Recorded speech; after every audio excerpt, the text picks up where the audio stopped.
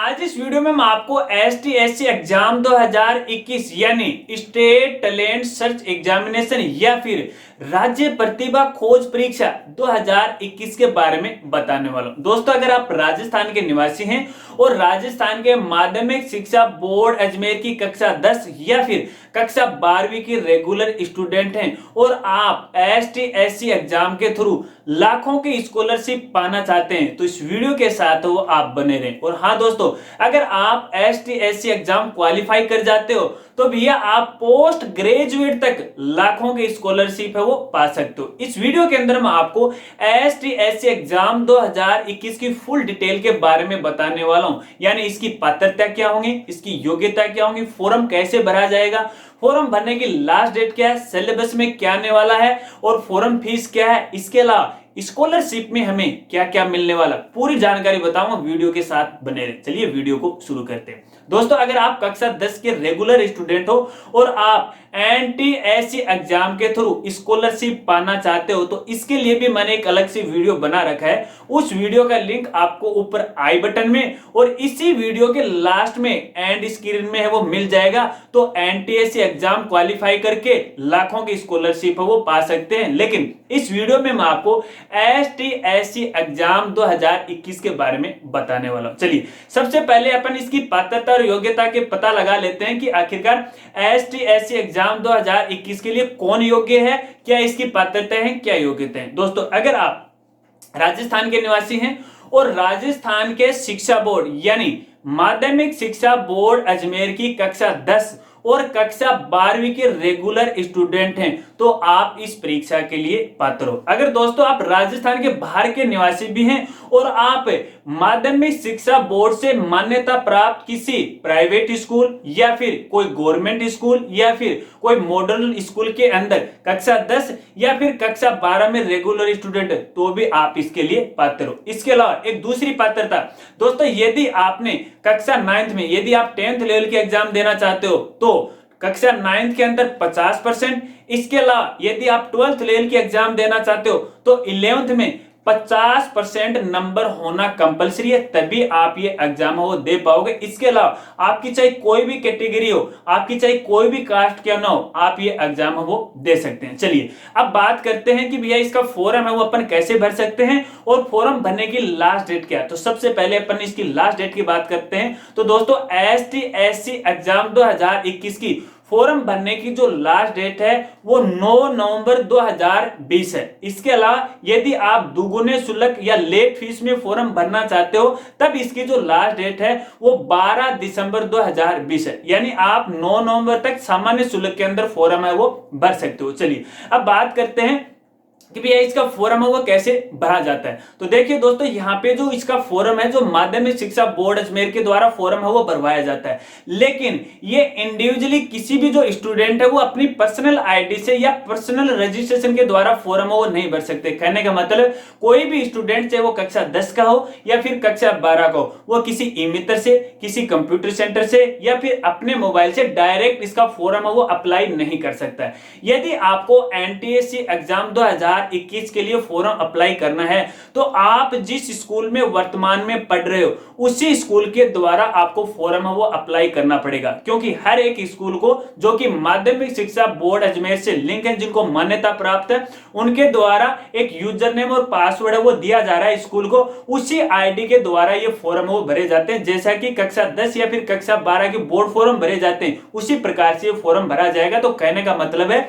ये जो STSC के जो फॉर्म है वो स्कूल के थ्रू भरे जाएंगे, न कि कोई इंडिविजुअली पर्सन है वो अपने आप है वो भर सकता है। चलिए अब मैं आपको इसकी मेन एग्जाम और सिलेबस के बारे में बता देता हूं कि सिलेबस में क्या क्या आने वाला है और मेन एग्जाम है वो कब तक होने वाली है। तो दोस्तों STSC एग्जाम 2021 की मेन एग्जाम है वो 20 दिसंबर 2020 को आयोजित होने वाली, जो कि हर एक जिला मुख्यालय पर होगी। इसका मतलब यह है कि स्टूडेंट को ये एग्जाम देने के लिए किसी दूसरे जिले में नहीं जाना पड़ेगा, केवल वह अपने गृह जिले में रहकर ये एग्जाम है वो दे सकता है। देखिए फिलहाल इसकी जो प्रस्तावित डेट है वो 20 दिसंबर 2020 है। हो सकता है कि आगे इसकी डेट में है वो बदलाव कर दिया जाए, वो एक अलग बात है। चलिए अब बात करते हैं इसके सिलेबस की कि सिलेबस में क्या क्या आने वाला है। तो दोस्तों इस एग्जाम के अंदर जो सिलेबस है उसको 3 टुकड़ों में बांटा गया है, जो कि कक्षा 10 और कक्षा 12 के लिए दोनों के लिए है अलग अलग है। यहां पर जो 3 टुकड़े बांटे गए हैं उनमें पहला नाम है मेट, दूसरा नाम है सेट और तीसरा नाम है लेक्ट। तीनों के बारे में मैं आपको बताऊंगा, लेकिन एक खास जानकारी और बता देता हूं।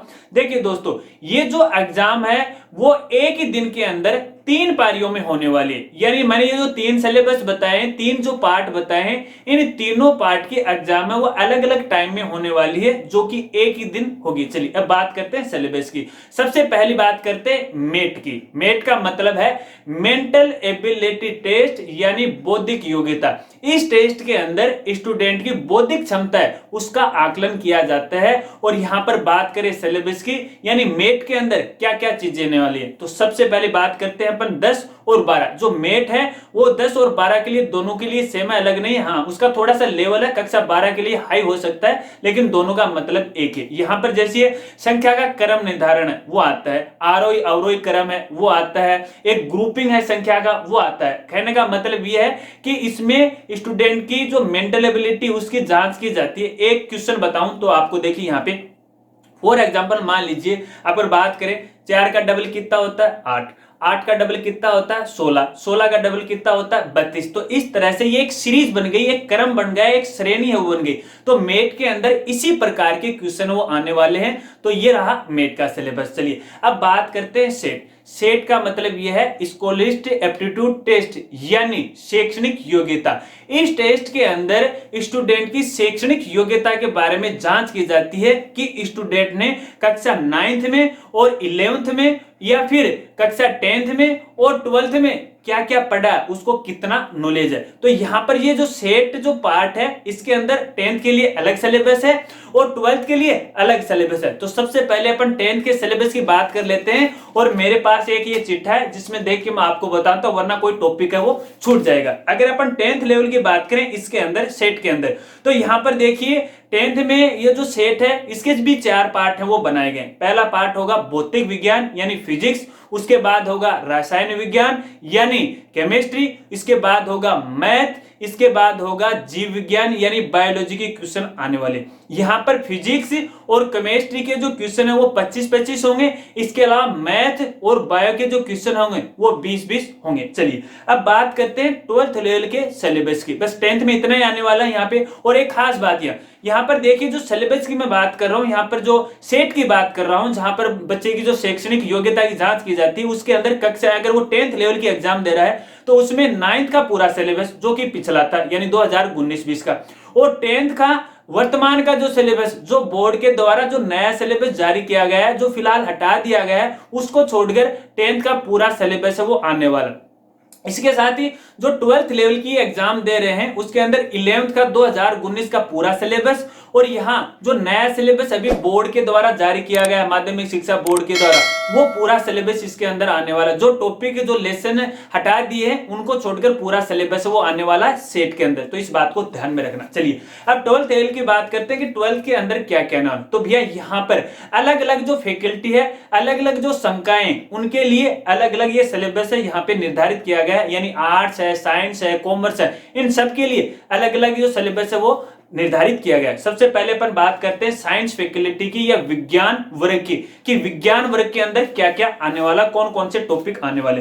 तो भैया विज्ञान वर्ग के अंदर यहाँ आपको 3 जो टॉपिक है और एक ऑप्शनल टॉपिक है, यानी 4 टॉपिक है आने वाले हैं। अगर बात करें यहाँ पे सबसे पहले फिजिक्स के यहाँ पर आपको 30 क्वेश्चन मिलने वाले। इसके अलावा केमिस्ट्री के भी 30 क्वेश्चन मिलने वाले हैं। इसके अलावा मैथ या फिर बायो के भी 30 क्वेश्चन मिलने वाले। यहां से मैथ और बायो दोनों में से एक सब्जेक्ट लेना कंपलसरी होगा, यानी एक की क्वेश्चन करना कंपलसरी होगी। चलिए अब बात करते हैं कॉमर्स की या फिर वाणिज्य वर्ग की।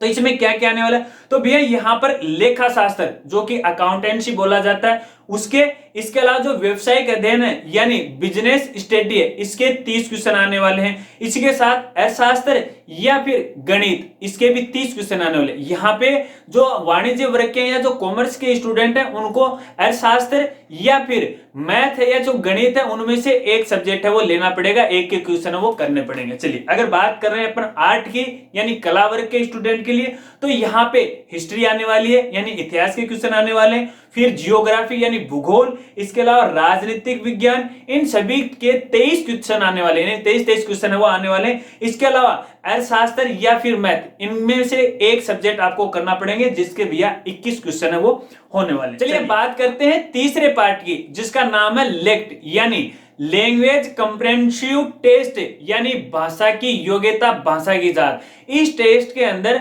स्टूडेंट की भाषा की जांच की जाती है। यहाँ पर कक्षा 10th और 12th दोनों के लिए भाषा का टेस्ट है वो लगेगा। यहाँ पर इंग्लिश भी ले सकते हो और हिंदी भाषा है वो भी आप ले सकते हो। दोनों का जो सिलेबस है वो अलग अलग है और सेम ही टॉपिक है। यहाँ पे अगर बात करें सबसे पहले हिंदी की, अगर आप हिंदी चॉइस करना चाहते हो, अगर आप हिंदी लैंग्वेज को चॉइस करते हो तब की ये बात है, तो इसके अंदर जैसे मुहारे हैं, लोकोक्तियां हैं, विलोम शब्द हैं, संधि है, यहाँ पर प्रत्यय, उपसर्ग, इस प्रकार के ये टॉपिक इसके अंदर आने वाले। यदि आप इंग्लिश लैंग्वेज चॉइस करते हो तब ऐसी स्थिति में यहाँ पे जो टेंस है, पैसिव वॉइस है और यहाँ पर नरेशन है यानी डायरेक्ट और इनडायरेक्ट है, मॉडल है वगैरह वगैरह, इस प्रकार के टॉपिक हैं वो आने वाले।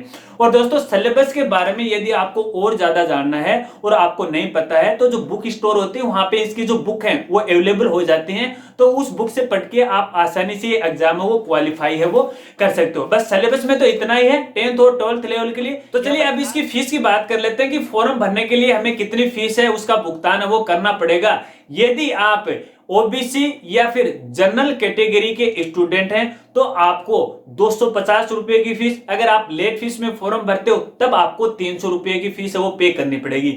इसके अलावा यदि आप SC ST के स्टूडेंट हो तो यहाँ आप 125 रुपए की फीस है वो पे करनी पड़ेगी। इसके अलावा यदि आप लेट फीस में फॉर्म अप्लाई करते हो तब आपको यहाँ 165 रुपए की फीस है वो पे करनी पड़ेगी। एक खास बात ये, क्योंकि ये जो फॉर्म है स्कूल के थ्रू है वो भरे जाएंगे तो ऐसे में स्कूल को एक्स्ट्रा खर्चा होगा, तो यहाँ स्कूल आपसे 100 रुपए एक्स्ट्रा वो ले सकती है, इसमें कोई गलत बात नहीं है। तो चलिए अब इसकी स्कॉलरशिप की बात कर लेते हैं। यदि आप ये एग्जाम क्वालिफाई कर लेते हो तो स्कॉलरशिप के रूप में आपको क्या क्या यहाँ मिलने वाली है। तो देखिए दोस्तों, यहाँ पे 10th लेवल और 12th लेवल की दोनों की ही अलग अलग मेरिट है वो निकलने वाली है और जो स्कॉलरशिप है वो भी यहाँ पे अलग अलग वो मिलने वाली है। अगर आप 20 टॉप स्टूडेंट में आ जाते हो तो पहली रैंक में, यानी यहाँ पर छटनी होगी, दो तरह की छटनी होगी। यहाँ पे एक तो 50 स्टूडेंट के आधार पर होगी और एक 20 स्टूडेंट के आधार पर होगी। यदि आप 20 स्टूडेंट में आते हो और उन 20 स्टूडेंट में आपकी रैंक पहली है तो आपको एक मुश्त 4000 रुपए की राशि है वो दे दी जाएगी। इसके अलावा बाकी जो बचे 19 जो स्टूडेंट हैं उनको 2000 रुपए की जो राशि है वो इस स्कॉलरशिप के रूप में एक साथ वो दी जाएगी। इसके अलावा भी और भी बहुत कुछ है। यहाँ तो 20 स्टूडेंट का कंपैरिजन हो रहा है पूरे राजस्थान के अंदर। टॉप 20 के अंदर यदि पहली रैंक है 4000 रुपए और बाकी 19 स्टूडेंट को 2-2000 रुपए है वो तो एक साथ वो दिए जाएंगे, ठीक है। इसके अलावा दूसरी जो लिस्ट निकलती है, दूसरी जो स्कॉलरशिप दी जाती है वो 50-50 स्टूडेंट के आधार पर दी जाती है। यानी पूरे राजस्थान से 50 स्टूडेंट की छटनी है वो की जाएगी, कक्षा 10 से भी की जाएगी और कक्षा 12 से की जाएगी। यदि उन 50 स्टूडेंट में आपका नाम आ जाता है तो भैया यदि आप कक्षा 10 के स्टूडेंट हैं तो आपको प्रति माह 1250 रुपए की राशि है स्कॉलरशिप के रूप में दी जाएगी। इसके अलावा यदि आप 12th क्लास के स्टूडेंट हो और इस मेरिट लिस्ट में आ जाते हो, यानी इन 50 स्टूडेंट में आ जाते हो, तब भैया आपको 2000 रुपए की जो राशि है वो प्रति माह दी जाएगी। प्रति माह बोल रहा हूं, एक महीने के 2000 रुपए में बोल रहा हूं। और ये जो राशि है दोस्तों, आप पोस्ट ग्रेजुएट करोगे यानी आप BA BSc MSc भी आप कर लोगे तब तक है आपको ये मिलती रहेगी। यानी आप लाखों की स्कॉलरशिप है वो ले सकते हो। 12th के लिए 2000 रुपए और 10th के लिए 1250 रुपए पर मंथ है वो यहाँ पे मिलने वाले। लेकिन यहाँ पर एक शर्त है दोस्तों, इसके लिए आपको रेगुलर होना पड़ेगा। अगर आप बीच में स्कूल या फिर कॉलेज छोड़ देते हो या फिर कोई प्रशिक्षण कोर्स अगर आप करते हो तो भैया इसके लिए आप पात्र नहीं होगे, ध्यान रखना। यदि इसके अलावा यदि आपको किसी दूसरी स्कीम में स्कॉलरशिप मिल रही है माध्यमिक शिक्षा बोर्ड की, तो भैया फिर आपको ये स्कॉलरशिप वो नहीं मिलने वाली।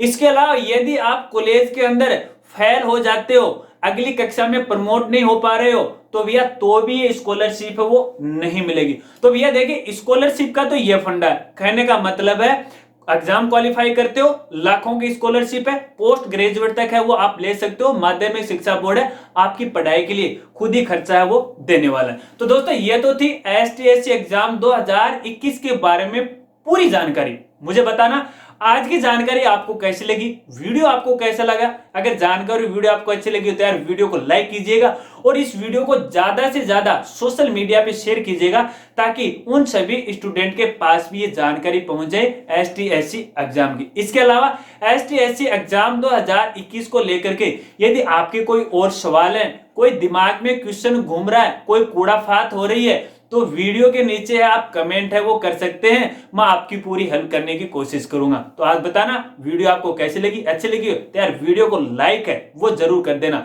और हाँ, चैनल पे नए हैं और अभी तक चैनल को नहीं सब्सक्राइब किया है तो सब्सक्राइब कर लेना, और सब्सक्राइब करने के बाद वो घंटे वाला ना वो जरूर दबा लेना, ताकि इस प्रकार की अगर और कोई जानकारी या कोई वीडियो डालूं तो उसकी एक जानकारी या नोटिफिकेशन है वो आप तक पहुंच जाए। मिलते हैं फ्रेंड्स अगली एक नई वीडियो के साथ, तब तक के लिए जय हिंद जय भारत।